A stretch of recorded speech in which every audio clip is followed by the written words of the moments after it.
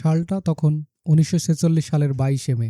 প্রাগের একটি কারাগারের ভেতরে হাজার হাজার মানুষ জড়ো হয়েছিল। তারা নীরবে দাঁড়িয়েছিল এক দৃশ্যের প্রতীক্ষায়। হিটলারের উচ্চ পদস্থ কর্মকর্তা কার্ল হেরম্যান ফ্রাঙ্কের ফাঁসি। একসময় যে ব্যক্তি ভয় ও সহিংসতার মাধ্যমে বোহেমিয়া ও মোরাভিয়াকে শাসন করেছিল, এখন সে দাঁড়িয়ে আছে মৃত্যুর দ্বারে, ফাঁসির দণ্ডবিশিষ্ট খুঁটির নিচে। ফ্রাঙ্কেকে তখন নির্দয়ী মানুষ হিসাবে সবাই চিনত।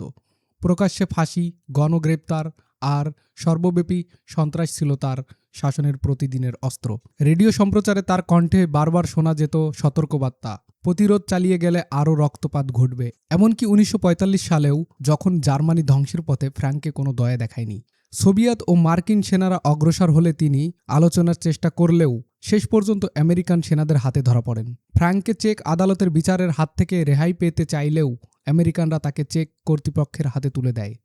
১৯৪৬ সালের প্রথম দিকে তার বিচার শুরু হয়।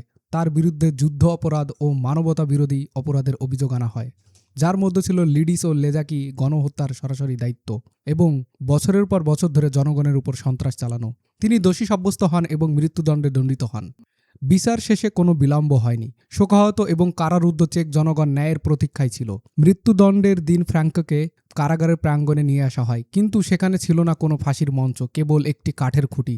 এই মৃত্যুদণ্ড কার্যকর করার পদ্ধতিকে বলা হতো পোল হ্যাঙ্গিং, যা নাৎজি যুদ্ধ অপরাধীদের জন্য ব্যবহৃত হতো। এই প্রক্রিয়াটি ছিল ধীর, যন্ত্রণাদায়ক, গলায় ফাঁস দিয়ে শ্বাসরোধের জন্য তৈরি, ঘাড় ভাঙার জন্য নয়। ফ্রাঙ্কোকে খুঁটির সঙ্গে বেঁধে ফেলা হয়।